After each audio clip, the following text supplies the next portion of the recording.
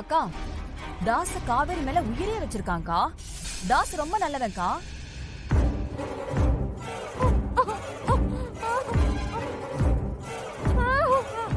அக்கா, இந்த காலத்துல எவன்கா ஒரே பொண்ண காதலிக்கிறான்? தாஸ் அப்படிதான்.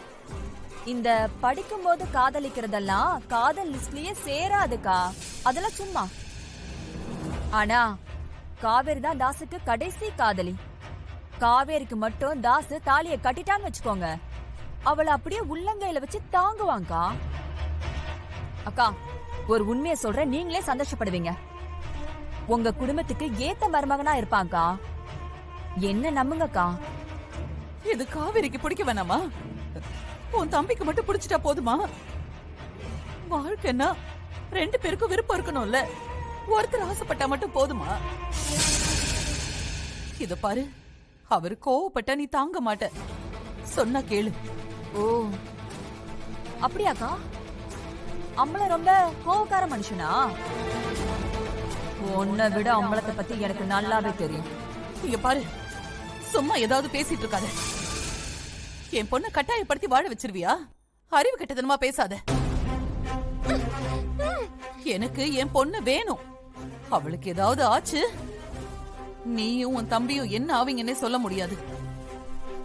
ஐயோ அக்கா, என்னக்கா இவ்ளோ கோவமா இருக்கீங்க? என்னையும் என் தம்பியையும் உங்க குடும்பத்துக்குள்ள சேர்த்துக்க சொல்லுங்கக்கா. குடுமா, ஹலோ, என் அப்பா மட்டும் கோவம் ஆயிட்டாரு. நீங்க செத்தே போயிடுவீங்க, தாங்க மாட்டீங்க.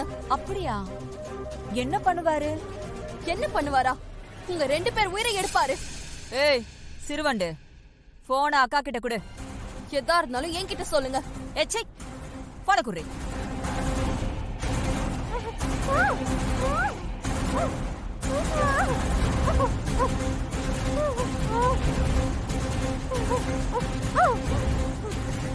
கார் லாக் பண்ணிருக்கேன், திறக்க முடியாது. I love you. நம்ம ஹனிமூனுக்கு எங்க போலாம்? சொல்ல மாட்டியா?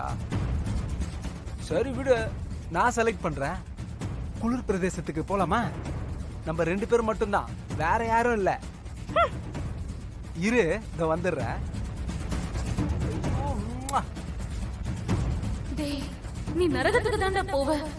நானே உன்னை நரகத்துக்கு அனுப்பி வைக்கிறேன். ஏன் கையால தாண்டா உனக்கு சாவு. மேகல, இத பாரு, நான் உன்கிட்ட கெஞ்சி கேக்குறேன். என் பொண்ணை என்கிட்ட கொடுத்துரு.